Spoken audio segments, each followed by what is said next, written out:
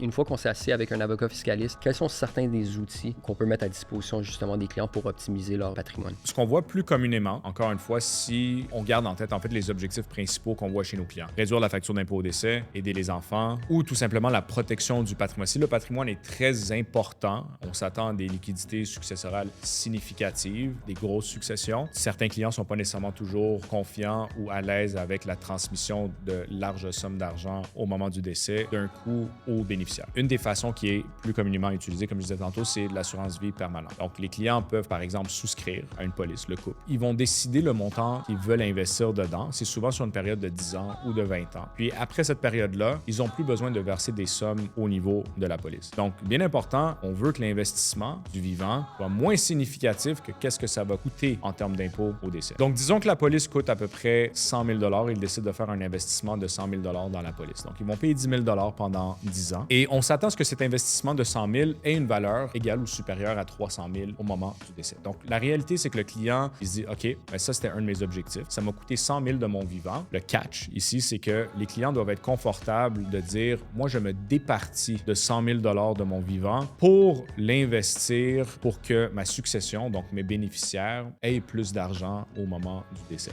ou puissent couvrir la facture d'impôt. Yeah, I might go crazy, I might go MJ back in the 80s, back in the 90s, I might go...